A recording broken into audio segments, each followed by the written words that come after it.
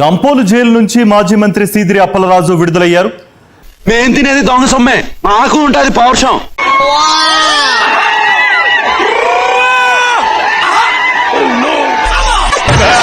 రేయ్, సిటీలో ఉన్న గుండాలు రౌడీలు మొత్తం స్క్రాప్ ఇక్కడే ఉందేంట్రా? రక్తం దాకేస్తా.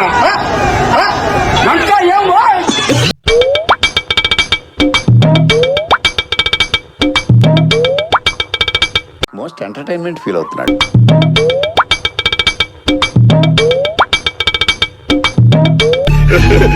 కొట్టించుకుని నవ్వుతావేంట్రా ఎర్రి.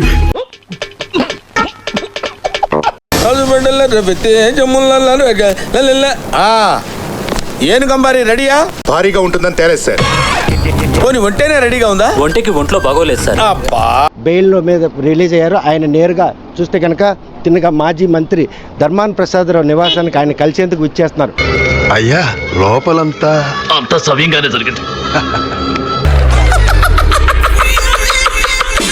ఆయనకి 28 రోజుల తర్వాత సోంపేట కోర్టు బెయిల్ మంజూరు చేసింది. ఈ చాలా తక్కువ, ముందు చూపిస్తాడు చూడు, తట్టుకోలేవు. 23 రోజుల తర్వాత జైలు నుంచి బయటకు వచ్చాను. జైలు కూడా బాగా వంట పట్టినట్లుంది, మంచి గ్లామర్ వచ్చావు.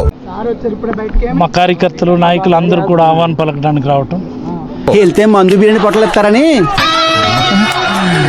మరి ముఖ్యంగా నేను జైల్లో ఉన్నప్పుడు నా కోసం నడిచి వచ్చినటువంటి మా నాయకుడు జగన్మోహన్ రెడ్డి గారు, నీ జాతకంలో శని ఆల్రెడీ ఎంటర్ అయిపోయాడు.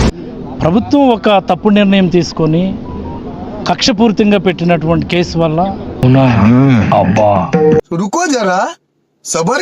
సీదిరి అప్పలరాజుకి ఎంత అహంకారం అంటే, నీ కొడుకు వల్ల ఒక కుటుంబం నాశనమైంది, ఒక మనిషి ప్రాణాలను కోల్పోయాడు. ఒక మనిషిగా నువ్వేం చెప్తావు? నా పెర్ఫార్మెన్స్ నీకు అర్థం కాల. నీ కుటుంబానికి అండగా నేను ఉంటానన్న చెప్తారా? లేతే దానే భార్యను పట్టుకుని నువ్వు మా ఇంట్లో పని మనిషిగా పనిచేయని చెప్తున్నాడు. నా కళ్ళంట నీళ్ళు వస్తున్నాయంట్రా. ఎంత అహంకారం, ఎంత బలుపు లిటరల్ గా. అసలు అమ్మాయి పసుకుంకలు నువ్వు ఇవాళ రోజున తుడిచేసి అమ్మాయిని పట్టుకుని నా ఇంట్లో వచ్చి పని మనిషిగా పనిచేయని చెప్తావా? మనిషిగా పుట్టేందుకు ఎవరికైనా ఇంత సహాయం చేయరా? ఎందుకు నీకు ఏదో జన్మ? తమాషాలు ఆడుతున్నావా? అండ్ ఇలాంటి వ్యక్తుల్ని సమర్థిస్తాడా జగన్మోహన్ రెడ్డి? అసలు వాడిని చూస్తేనే తెలుస్తుంది కదండి, ఆ మొహం చూడండి, పరమ బోరింగు మొహం. ఖచ్చితంగా మా పోరాటం గతంలో మాదిరి అలాగే ఉంటుందని నేనైతే తెలియజేయవచ్చు. మనకు కావాల్సింది కూడా అదేలేమ్మా. బట్ ఈ ప్రభుత్వం, వైఎస్ఆర్ కాంగ్రెస్ పార్టీ నాయకులందరి మీద కూడా ఓ రకమైనటువంటి కక్ష కట్టున్నారు. మీరు బోకులు కాదయ్యా, చాకులు, చెట్టు మీద వాలిన కాకులు. మా నియోజకవర్గంలో ఉన్న ప్రతి కార్యకర్తకి ధైర్యం చెప్పడానికి విచ్చేసినటువంటి మా నాయకుడు జగన్మోహన్ రెడ్డి గారికి నేనైతే ముందుగా చెప్పుచ్చుకొట్టండి. ఆ రోజు జరిగినటువంటి పరిణామాలు నేను జైల్లో ఉన్నప్పుడు పేపర్లో చూస్తే నాకు అనిపించింది. నాకు చెప్పు ఇన్ని లక్షల మంది ఈ అన్యాయం పట్ల గొంతెత్తుతున్నారా? అయ్యో, మీకు తెలియని ప్రపంచం ఇంకోటి ఉంది సార్. నార్మల్, నాకు తెలియని ప్రపంచం ఏంట్రా, బొక్కలో ప్రపంచం.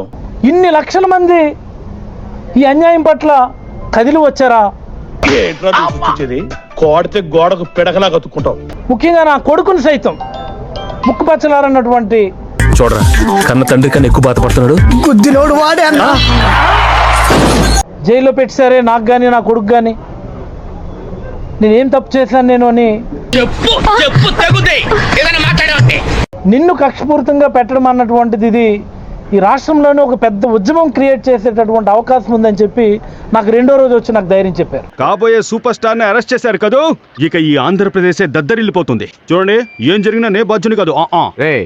ఈ 3 వారాల టైం నాది, బాబుతో కలిపితే ఈ 4 వారాల టైం మేబీ ఒక దీక్ష లాంటి సమయమే నాకు కానీ నా కుటుంబానికి కానీ. మీకు ఎవడైనా కనిపిస్తే ఎక్కడైనా కానీ జుత్తు పట్టుకొని చొక్కా పట్టుకొని పళ్ళు రాలగొట్టమని చెప్పి సందర్భంగా మీకు అందరికి తెలియజేస్తాను. ఏ మొహమాటం ఏం లేదు.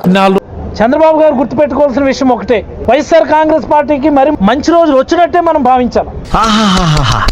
ఇంత గొప్ప ఫిలాసఫీ చెప్పినందుకైనా నువ్వు పీకిల దాకా తాగాలన్నా. మరికొద్ది రోజుల్లో మన నాయకుడు ఈ రాష్ట్ర ముఖ్యమంత్రి పీఠాన్ని అధిష్ఠించబోతున్నాడు అన్నటువంటి దానికి సంకేతంగానే వీటన్నిటిని భావించాలని నేనైతే అభిప్రాయపడతాను. ఇదంతా ఒకటి, ఇది ఒకటి కలిపితే 11. ఒక సాధారణమైనటువంటి యాక్సిడెంట్ని ఏంటి బాబు అన్న ఇంకోసారి అన్న ఒక సాధారణమైనటువంటి యాక్సిడెంట్ని